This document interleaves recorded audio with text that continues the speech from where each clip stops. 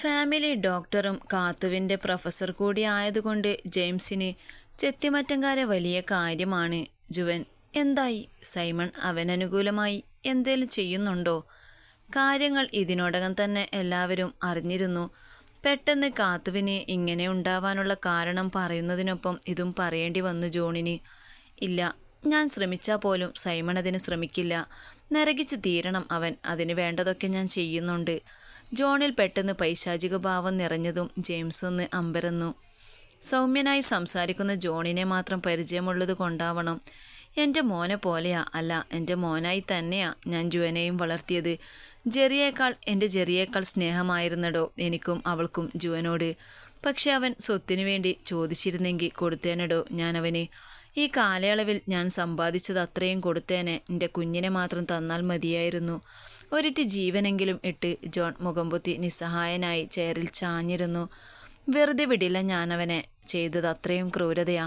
എൻ്റെ മോനെ കൊന്ന് അതിന് കൂട്ടുനിന്നവനെ കൊണ്ട് തന്നെ എൻ്റെ കാത്തുവിനെ കല്യാണം കഴിപ്പിക്കാൻ നോക്കി. ജോണിൻ്റെ മുഖം വീണ്ടും വലിഞ്ഞു മുറുകി. പല്ല് കടിച്ചു പിടിച്ച് അയാൾ മുഷ്ടി ചുരുട്ടി. മനസ്സിലായില്ല. ജെയിംസ് നെറ്റി ചുളിച്ചു. അതേടോ, ബെന്നിക്കറിയാമായിരുന്നു എല്ലാം. അവനത് പുറത്ത് പറയാതിരിക്കാൻ ജുവൻ അവന് പ്രത്യുപകാരമായി നൽകിയതായിരുന്നു എൻ്റെ കാത്തുവിൻ്റെ ജീവിതം കൂടി. അന്നാലോഷി ഇവരുടെ മനസ്സമ്മതത്തിന് വന്ന് പ്രശ്നമൊന്നും ഉണ്ടാക്കിയില്ലായിരുന്നെങ്കിൽ ഇതൊന്നും ഇന്നും അറിയില്ലായിരുന്നു. എൻ്റെ മോളുടെ ജീവനും ജീവിതവും കൂടി അവൻ കാരണം നാശത്തിലായേനെ. ജോൺ ദേഷ്യത്തോടെയും വേദനയോടെയും പകയോടെയും പറഞ്ഞു നിർത്തി. വർഷങ്ങൾ പഴക്കമുണ്ടായിരുന്നു ബെന്നിക്ക് ചെത്തിമറ്റത്തെ കാതറിനോടുള്ള പ്രണയത്തിന്.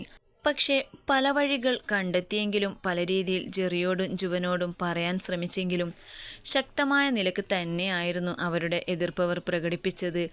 ബെന്നിക്കതിൽ കുറച്ചധികം ദേഷ്യവും വിരോധവും തന്നെ ഉണ്ടായിരുന്നു ജെറിയോടും ജുവനോടും. പക്ഷേ അപ്പോഴൊന്നും ബെന്നി കാത്തുവിനോട് അവൻ്റെ ഇഷ്ടം അറിയിക്കാൻ ശ്രമിച്ചില്ല. നേരായ മാർഗത്തിലൂടെ മാത്രമേ കാത്തുവിനെയും ചെത്തിമറ്റത്തെ സർവ്വസ്വത്തും കിട്ടുകയുള്ളൂ എന്നവന് അറിയാമായിരുന്നു. മാസങ്ങളും വർഷങ്ങളും കടന്നു പോകുമ്പോഴും അവനുള്ളിൽ അവളോടുള്ള ഇഷ്ടം അങ്ങനെ നിലകൊണ്ടു.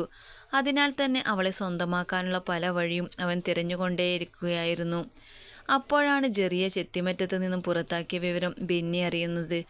എന്തുകൊണ്ടും അതൊരു നല്ല അവസരമായി തോന്നി ബെന്നിക്ക്. ജെറിയില്ലെങ്കിൽ ജുവൻ തനിക്കെതിരെ നിൽക്കില്ല എന്നവൻ കണക്കുകൂട്ടി. പക്ഷേ ജുവൻ്റെ പ്രതികരണം അവൻ്റെ ആ പ്രതീക്ഷയും തളർത്തുന്നതായിരുന്നു. മറ്റാർക്ക് കാത്തുവിനെ കൊടുത്താലും ബെന്നിയെപ്പോലെ പരഗതി ഇല്ലാത്തൊരുത്തിന് കാത്തുവിനെ കൊടുക്കില്ല എന്ന് ജുവൻ പറഞ്ഞിരുന്നത്രേ. ബെന്നി അപ്പോഴൊന്ന് അടങ്ങിയെങ്കിലും നല്ലൊരവസരത്തിനായി പിന്നീടങ്ങോട്ട് കാത്തിരിക്കുമായിരുന്നു. ഏത് രീതിയിലും അവളെ നേടുമെന്ന വാശി ദിനംപ്രതി അവനിൽ വളർന്നു. ഒരു വഴിയുമില്ലെങ്കിൽ അലക്സിൻ്റെയും ജേക്കബിൻ്റെയും പിടിപാട് വെച്ചെങ്കിലും തനിക്കവളെ സ്വന്തമാക്കണം എന്ന് കരുതി.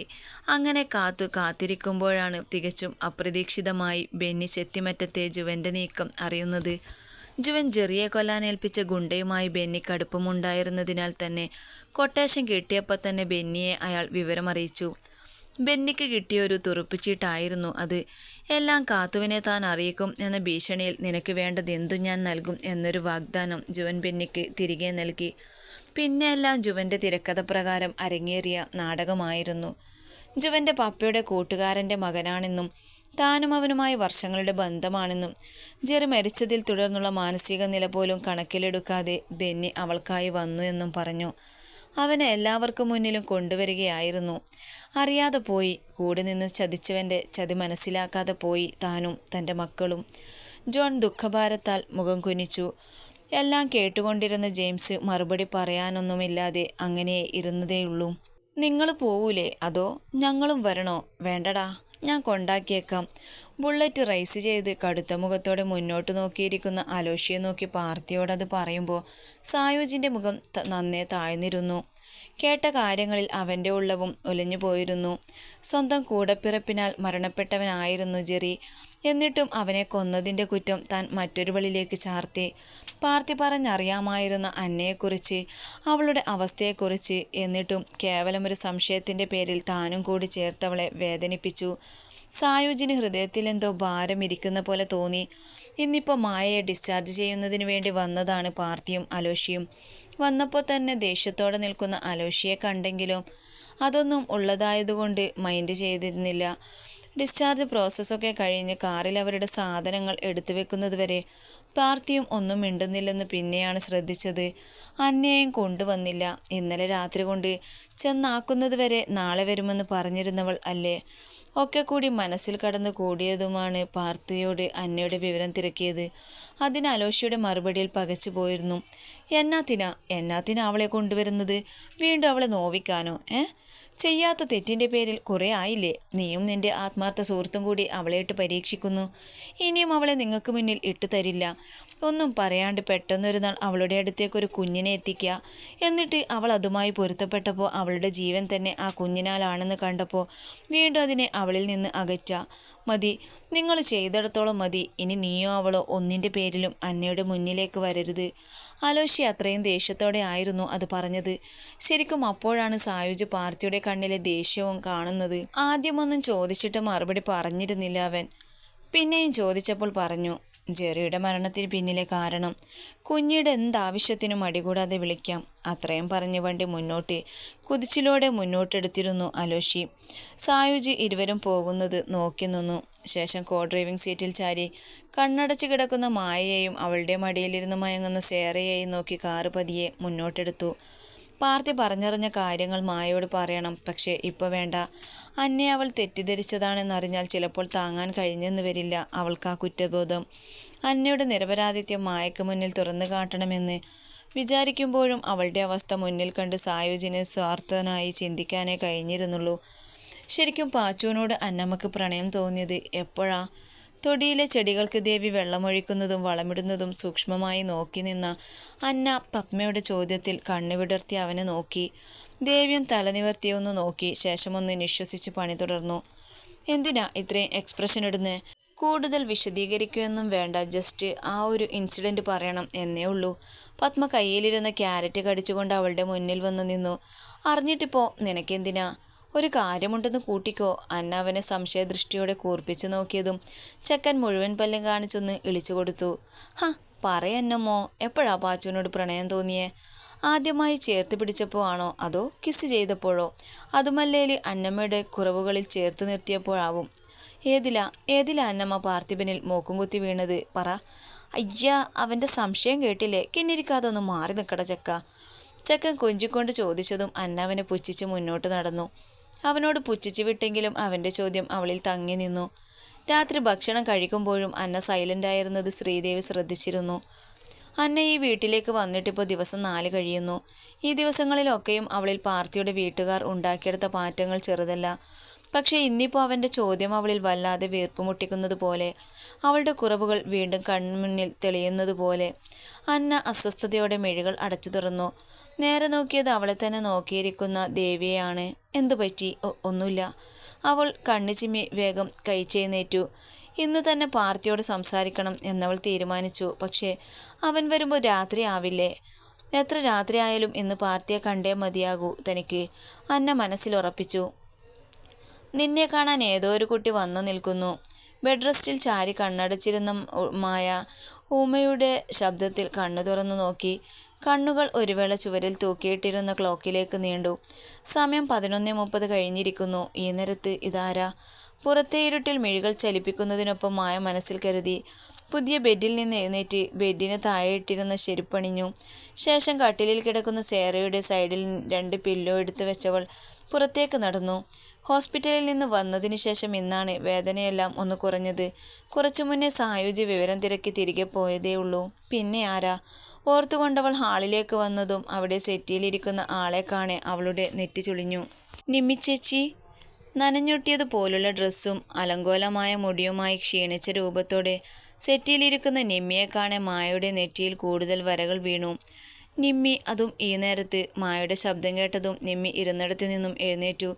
അവളെ നോക്കിയൊന്ന് ചിരിക്കാൻ ശ്രമിച്ചു. എന്താ ചേച്ചി, എന്തേലും പ്രശ്നമുണ്ടോ? നിമ്മിയുടെ നിൽപ്പും ഭാവവും ഒക്കെ കാണെ അങ്ങനെ ചോദിക്കാതിരിക്കാൻ മായയ്ക്ക് തോന്നിയില്ല. ആകെ അവൾക്കെന്തോ പരവേശമുള്ളതുപോലെ, കൈകൾ തെരുത്തി പിടിച്ചും അയച്ചും ഉള്ളിലെ സമ്മർദ്ദം ശമിപ്പിക്കാൻ ശ്രമിക്കുന്നത് പോലെയായിരുന്നു നിമ്മിയുടെ ഇരുത്തം. ഞാൻ ചുമ്മാ ഇതുവഴി പോയപ്പോൾ വെറുതെ കയറിയതാ. മായയൊന്ന് കാണാൻ. ഡിസ്ചാർജിന് ശേഷം കണ്ടില്ലല്ലോ. മായ അവളുടെ സൂക്ഷിച്ചു നോക്കി. കണ്ണും മുഖവുമെല്ലാം ചുമന്നിരിപ്പുണ്ട്.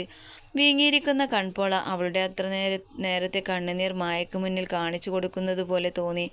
നിമ്മിയേച്ചി കരഞ്ഞിരുന്നോ? വയ്യേ, എന്തുപറ്റി? ആകെ ക്ഷീണിച്ച് മായ മുന്നോട്ട് വന്ന് നിമ്മിയുടെ കയ്യിൽ പിടിച്ചു. സൈഡിൽ അവരെ നോക്കി നിൽക്കുന്ന ഉമയൊന്ന് നോക്കി അവളുമായി സെറ്റിയിലിരുന്നു. അമ്മായി, കുറച്ച് ചൂടുവെള്ളം എടുക്കോ? ഉമ അടുക്കളയിലേക്ക് പോയതും മായ വീണ്ടും നിമ്മിക്ക് നേരെ തിരിഞ്ഞു. നിമ്മി അവളെ നോക്കിയിരിക്കുന്നുണ്ട്. പഴയ മായയുടെ ശേഷിപ്പുകൾ ഇപ്പോഴും അവളിൽ ഉണ്ടെന്ന് തോന്നി നിമ്മിക്ക്. സ്നേഹവും വിങ്ങുന്നൊരു ഹൃദയവും അത് പ്രതിഫലിച്ച് പുറത്ത് കൊണ്ടുവരുന്ന മിഴികളും. ഇപ്പം എങ്ങനെയുണ്ട്? മായ എന്തോ ചോദിക്കാൻ വന്നതിനെ തടഞ്ഞ് നിമ്മി അവളുടെ കൈകളിൽ മുറുക്കി പിടിച്ചു. കുഴപ്പമില്ല, വേദനയൊക്കെ കുറഞ്ഞു, ശരീരത്തിൻ്റെയും മനസ്സിൻ്റെയും. ശരിയാണ്. വന്നതു മുതൽ നിമ്മിയും അത് ശ്രദ്ധിച്ചു. മായയുടെ മുഖത്ത് കാണാൻ കഴിയുന്നുണ്ട് അവളുടെ മാറ്റം, എന്തോ ഒരു തിളക്കം. ജിത്തിൻ്റെ കൂടെ വഴിയരികിൽ തകർന്ന അവസ്ഥയിൽ കണ്ട ഹോസ്പിറ്റലിൽ വാടിയ നിലക്ക് തളർന്നു കിടന്ന, ഉറക്കമില്ലായ്മ എടുത്തറിയിച്ചിരുന്ന മനസ്സിൻ്റെ വിങ്ങൽ പുറത്ത് കാണിച്ചിരുന്ന രൂപമല്ല ഇന്നവളിൽ. പ്രതീക്ഷയാണ്, നിറഞ്ഞു നിൽക്കുന്ന പ്രതീക്ഷ, അതിൻ്റെ തിളക്കം. നിമ്മി അവളുടെ കവളിലൊന്ന് തലോടി. ഇത്ര ചെറിയ പ്രായത്തിലെ പലതും അനുഭവിക്കേണ്ടി വന്നവളോട് നിമ്മിക്ക് സഹതാപം തോന്നി. മായ വെച്ച് നോക്കുമ്പോൾ തൻ്റെ വേദനകളൊക്കെ ഒന്നുമല്ലെന്ന് തോന്നുന്നു. അല്ലെങ്കിലും നമ്മളെപ്പോഴും നമ്മളിൽ നിന്ന് കുറവുകൾ ഏറെ ഉള്ളവരെയല്ലേ നോക്കേണ്ടത്? നമുക്കുള്ള സൗഭാഗ്യങ്ങൾ എത്രയെന്ന് തിരിച്ചറിയാൻ അങ്ങനെ തന്നെയാണ് വേണ്ടതും. സെറ, നിമ്മി ചോദിച്ചു കഴിഞ്ഞിട്ടാണ് സമയം ശ്രദ്ധിച്ചത്. മായ ചിരിച്ചു. നിമ്മിയും അപ്പോഴേക്കും ഉമ കൊണ്ടുവന്ന വെള്ളം കുടിച്ചു. തണുത്തു മരവിച്ച ശരീരത്തിലേക്ക് ആ ചൂടിറങ്ങുമ്പോൾ നിമ്മിക്ക് ആശ്വാസം തോന്നി. മറ്റെന്തോ കൂടി ചോദിക്കാൻ ശ്രമിച്ചിട്ട് പരാജയപ്പെട്ട് വേണ്ടെന്ന് വെക്കുന്ന നിമ്മിയെ കാണെ മായ ഒന്ന് ചിരിച്ചു. സായം ഉണ്ടായിരുന്നു, കുറച്ചു മുന്നേ പോയതേ ഉള്ളൂ. നാളെ ഇനിയിപ്പോൾ വരലുണ്ടാവില്ല. അമ്മയെ ഹോസ്പിറ്റലിൽ കാണിക്കേണ്ടത് നാളെയല്ലേ? മായയിൽ പെട്ടെന്നൊരു വേദന നിറഞ്ഞു. ജിത്തിൻ്റെ അമ്മ, ആ ഓർമ്മയിൽ അവൾക്കും വേദനിച്ചു. അമ്മയ്ക്ക് ശരിക്കും എന്തു പറ്റിയതാ? മനസ്സിനെ ഉലക്കുന്നൊരു ചോദ്യം തന്നെയായിരുന്നു അത് ഇരുവർക്കും. ഒരുപാട് നാളത്തെ സംശയമാണ്. സായുജ് അത്രയും അന്ന് തന്നോട് വെറുപ്പോടെ പറഞ്ഞെങ്കിലും അവനെ വിട്ടകന്ന് നിൽക്കാൻ തനിക്കാവുമായിരുന്നില്ല. പിന്നെയും താൻ അവനെ തേടിപ്പോയി. അപ്പോഴാണ് അറിയുന്നത് അവൻ്റെ അമ്മയ്ക്ക് സംഭവിച്ച ആക്സിഡൻറ്റ് ഷോക്കായിരുന്നു. ഹോസ്പിറ്റലിൽ അന്വേഷിച്ചു പോയി, കാണാൻ കഴിഞ്ഞില്ല എന്ന് മാത്രമല്ല, ഇനിമേലാൽ കൺമുന്നിൽ വന്നു പോകരുതെന്ന് സായുജ് തീർത്ത് പറഞ്ഞിരുന്നു. കുറച്ചുനാൾ കഴിഞ്ഞപ്പോൾ താമസിച്ചിരുന്ന വീട്ടിൽ നിന്ന് മറ്റെങ്ങോ മാറിയും പോയി. മുറിവേറ്റ ഹൃദയത്തെ വീണ്ടും വീണ്ടും മുറിപ്പെടുത്തി അവൻ ദൂരേക്ക് മറഞ്ഞു. നിമ്മിയുടെ കണ്ണുകൾ കലങ്ങി. ഒരാക്സിഡൻറ്റ് നിമ്മിയച്ചിക്ക് കല്യാണം ആലോചിക്കുന്നുണ്ടോ വീട്ടിൽ? മായയുടെ സ്വരത്തിന് മുന്നത്തേതിനേക്കാൾ കടുപ്പം വന്നതുപോലെ. നിമ്മി മായയെ നോക്കി. എന്തുകൊണ്ടോ ഇന്ന് വന്ന കല്യാണാലോചനയും അതിനെ തുടർന്ന് വീട്ടിൽ നിന്ന് ഉടക്കിയിറങ്ങിയതും ഇത്ര നേരവും വഴിയോരത്ത് വെറുതെ കറങ്ങി നിന്ന് സമയം കളഞ്ഞതുമൊന്നും അവളോട് പറയാൻ തോന്നിയില്ല. പറയുന്നെങ്കിൽ എല്ലാം പറയണം. ആരാണ് തന്നെ കല്യാണം ആലോചിച്ച് വന്നതെന്ന് ഉൾപ്പെടെ പറയണം. നിമ്മി ഒന്നും മിണ്ടാതെ വെറുതെയിരുന്നു. കുറച്ചു നേരം കൂടി അവിടെ തുടർന്ന് നിമ്മി പോകാനായി എഴുന്നേറ്റു. ജിത്തു അവനോടൊന്ന് എനിക്കൊന്ന് സംസാരിക്കണം, ഒരു വട്ടം, ഒരേ ഒരു വട്ടം മാത്രം. ഇറങ്ങാൻ നേരം കണ്ണു നിറച്ച് നിമ്മി മായയുടെ കൈ കൂട്ടിപ്പിടിച്ചതും എന്തോ ആലോചിച്ചെന്ന പോലെ അവൾ തലകുലുക്കി കണ്ണ് ചിമ്മി. ഇരുട്ടിലേക്ക് ഇറങ്ങി നടക്കുന്നവളെ നോക്കി മായ വാതിൽ പടിക്കൽ അങ്ങനെ നിന്നു. വണ്ടിയുടെ വെളിച്ചം ദൂരേക്ക് പോയി മറിയുന്നതും കണ്ട് അവളൊന്ന് നിശ്വസിച്ച് അകത്തേക്ക് കയറി. ഇതാണോ ജിത്തുമോൻ പറഞ്ഞ കുട്ടി? ഇവളുടെ തന്തയാണോ ആ പിശാച്? ഉമ നിമ്മി പോയ വഴിയെ നോക്കി മായ മൂളിക്കൊണ്ട് വാതിൽ ചേർത്തടച്ചു.